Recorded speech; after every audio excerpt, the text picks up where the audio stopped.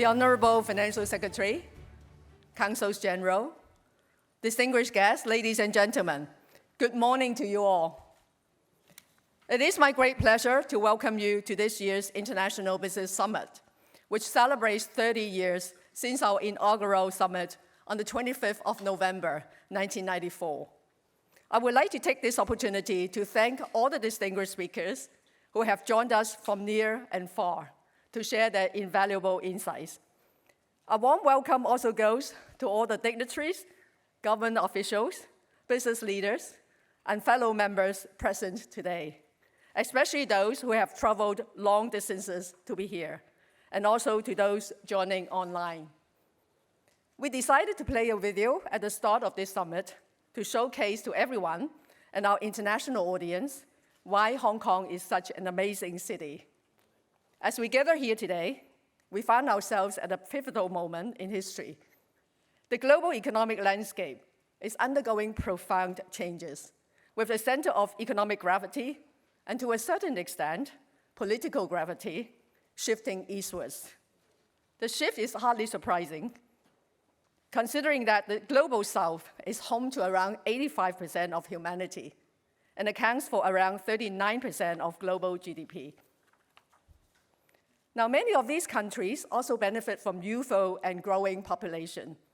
Projections suggest that by 2030, 3 of the 4 largest economies in the world will be in Asia, led by China, India, and Indonesia, promising a significantly different balance of global economics. Now, 30 years ago, at our first business summit, the theme was managing transition, business concerns and opportunities. That theme remains as relevant today as it was then. The then Financial Secretary, Sir Hamish MacLeod, opened the summit with a keynote address on how Hong Kong could seize the opportunities during those challenging times. Now today, we are honored to have the Financial Secretary, the Honorable Paul Chan, open our 30th anniversary summit.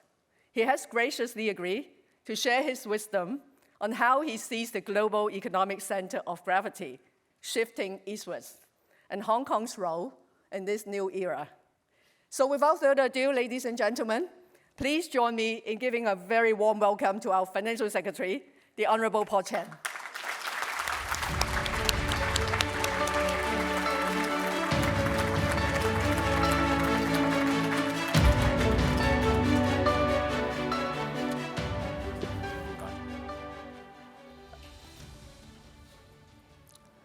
Next, Director Zhou Qiang, Consulate Generals, distinguished guests, ladies and gentlemen, good morning.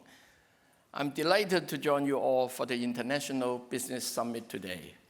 This year's edition, as alluded earlier on by Agnes, marks the 30th anniversary of the summit. The summit has indeed served as a valuable platform for government officials, industrial leaders, members of the diplomatic community, and local and foreign chambers of commerce to exchange ideas and share insights on a variety of topics, including business environments, technological advance, and geopolitics. Today's event puts a bright spot on Hong Kong's role under shifting economic gravity. This is just timely as Hong Kong and our region as a whole navigate a new wave of global challenges. These challenges are, of course, underscored by geo-economic fragmentation. Trends as de-risking, onshoring, friendshoring are shaping and reshaping the landscape of trade, investment, capital flows, and talent flows. They will push up costs, stiff innovation, and disrupt talent exchanges, detrimental to the global economic progress. Now, the risks are looming larger as the incoming President of the United States just this Monday expressed his intention to impose tariffs not only on China, but also on its 2 neighbors. Meanwhile, the world is grappling with higher for longer interest rate, the clear and present danger of climate change, both are hard-hitting vulnerable populations. The United States Sustainable Development Goals, which seek to eliminate poverty and hunger, provide inclusive education and clean water, and build sustainable and resilient cities and communities, remain far off track. While the challenges are daunting, there are also encouraging developments. The dynamics of the global economy are shifting, as aptly summarized by the theme of this summit, the Global South, exerting greater influence. It now represents 80 to 85% of world population and nearly 60% of global GDP in terms of purchasing power parity. China and other emerging markets like ASEAN together account for over 60% of global economic growth. Many of these countries are now undergoing structural reform. China is pursuing high-quality development driven by innovation and technology, as well as green transition. While the international trade environment grows increasingly complex, China has capitalized on its domestic circulation strategy through leveraging its vast consumption market. In fact, China is transitioning from export-led growth to a model that embraces export, infrastructure investment, and domestic consumption. Recent measures, such as the replacement of domestic enterprises launched by the central and provincial governments, are just examples which expect to further stimulate domestic demand. As for ASEAN, the group has seen annual growth of about 4% in the past decade, with a combined population of 680 million. It boasts a youthful population, a young workforce, aspire for better quality of living. In 2022, nearly half of them were under the age of 30. ASEAN is on track to become the fourth largest economy by 2030 and is emerging as a vast consumption market. Then there is the Middle East. Many Gulf countries have set ambitious national development goals. They are investing heavily in infrastructure as well as innovation and technology to diversify their economic structure. These countries have vast resources to invest both locally and globally. In fact, 6 of the largest 12 sovereign wealth funds are owned by the Gulf countries. Ladies and gentlemen, these facts reveal that the world is rapidly changing. It may no longer look familiar, but that means opportunities for us all. The core competitive advantages of Hong Kong, after all, is the one country, two systems unique arrangement. It provides investors and businesses with a trusted gateway and platform that connects not only China and advanced economies, but also the rest of the world, emerging economies included. Going forward, allow me to share 3 observations. First, reinforce and expand our connectivity. Traditional markets like the US and Europe will remain our important sources of capital and investment, and they remain very valuable partners with whom we need to further reinforce our relationships and ties. During my recent visits to the United States and some of the European countries, I also observed some encouraging signs. For instance, in the UK, the new government is eager to re-establish dialogues with China. In the US, despite the growing tensions on the political front, we continue to see significant interest from financial and business communities in investing in Hong Kong and doing business with China. There is also room for cooperation in various non-sensitive areas, such as infrastructure investment, green transition, ESG, and climate-related activities. Talking about US and European interests in this part of the world, perhaps you may already knew that since end of September, in fact 24th of September, when the central authorities announced a package of measures to support the economy, Hong Kong stock market rose. And when we look at who are the buy side, actually about 80% of the buy side are from US and European investors. And when you further zoom in, what are the categories of investors? About 80% are long-term funds. So this is a very telling sign that when there are opportunities, when the valuations are attractive, money comes. Well, to tackle misconceptions and biases about Hong Kong, we need to proactively reach out to these markets and telling the true Hong Kong story. We need to have more guests from that part of the world to visit Hong Kong, to see for themselves the opportunities here and what Hong Kong really look like. This requires concerted efforts of the entire Hong Kong team, the business community included.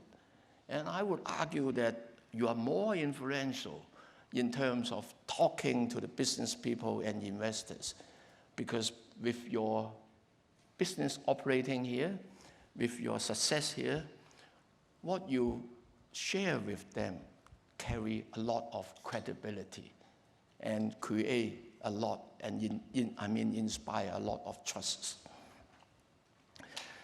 At the same time, we are opening up more emerging markets. Recently, I led a delegation to Saudi Arabia, witnessed the listing of 2 ETFs investing in the Hong Kong stock market. We signed new deals and cooperation agreements and showcased our promising startups, the Hong Kong blend, which encompasses our entrepreneurial businesses, world-class professional services, innovative tech solutions, and internationally aligned standards, is very well recognized in that part of the world. We need to build more bilateral and multi-bilateral relations with emerging markets. This March, we signed an investment agreement with Bahrain, and earlier this month, we signed a free trade agreement with Peru. We have also commenced negotiations on investment agreements with countries like Bangladesh and Saudi Arabia. To capture market opportunities and strengthen both official relationship and people-to-people bonds, we will soon establish economic and trade offices in Kuala Lumpur and Riyadh. The Hong Kong Stock Exchange will also open offices in some of these markets. Second, fast-track the development of our innovation and technology sector. Hong Kong has long been a leading international financial center. Financial services will remain one of our key economic drivers. But another growth engine is innovation and technology. We concentrate on 4 strategic areas: artificial intelligence and big data analytics, fintech, biotech, and new energy, new materials. We take a multi-pronged approach that includes providing support for R&D, nurturing startups, fostering cross-boundary, cross-industry collaboration, attracting strategic enterprises to Hong Kong, and partnering with sister cities in the Greater Bay Area. A prime example of collaboration of GBA is the IT cooperation zone between Hong Kong and Shenzhen in the Lok Ma Chau Loop.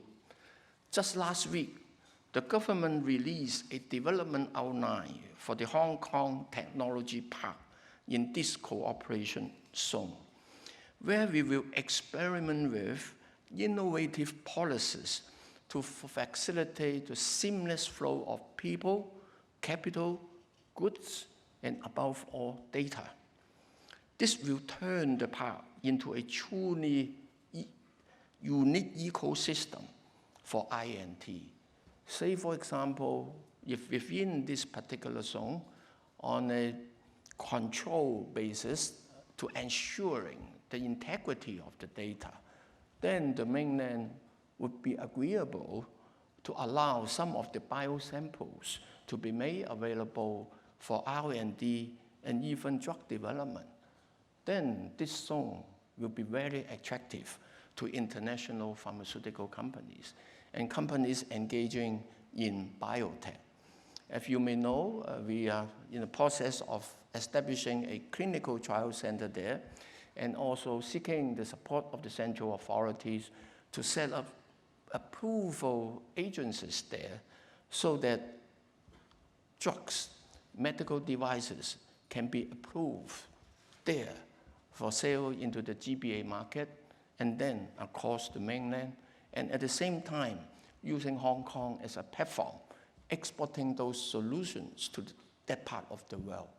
So I think for those of you who are in this business, this must be music to your ears.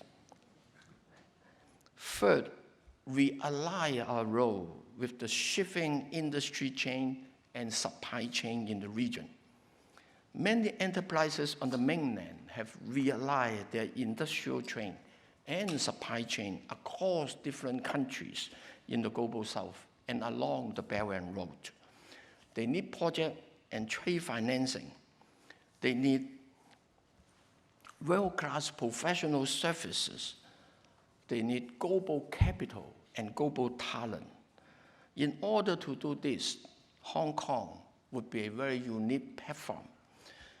We are encouraging mainland companies coming to Hong Kong to set up their regional offices, even international offices, to support their global ambition.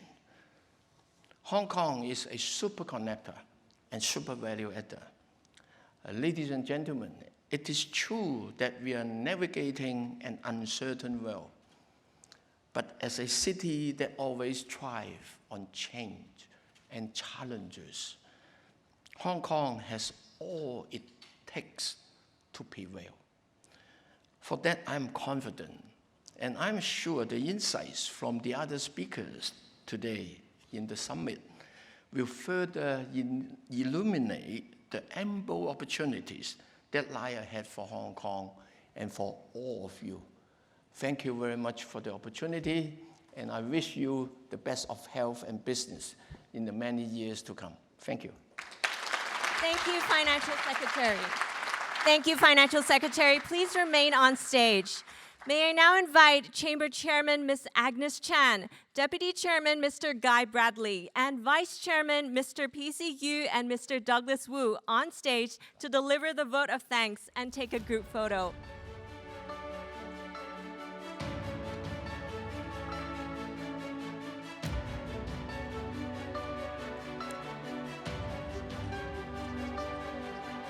Thank you. Mr. Wu, please.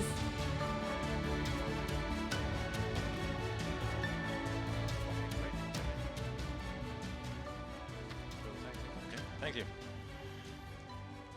So thank you, Financial Secretary. Thank you for your motivating presentation today. we're truly appreciative of the time and effort you have dedicated to sharing your insights and observations. We're inspired by the positivity you are spreading during your engagements with government officials and business leaders from around the world. And it is energizing to hear of the bright spots and the activities that are happening. As you often highlight, Hong Kong has so much going for it. A city that always thrives on changes and challenges. And it's a message that the Hong Kong General Chamber, along with all local chambers, is eager to share with our audience from all corners of the world. So again, a warm welcome to those joining us today, including those familiar faces, and especially our MOU partners. As you reiterated, Hong Kong SAR's fundamentals remain strong, bolstered by our unique advantage of being a trusted gateway and platform. Through our enhanced connections and cooperations with regions like the Middle East and ASEAN, we have even more to offer companies and professionals looking to thrive in Hong Kong. In closing, I want to address our sincere gratitude for your dedication and inspiring leadership. Ladies and gentlemen, please join me in giving a warm round of applause to our Financial Secretary, the Honorable Paul Chan. Thank you.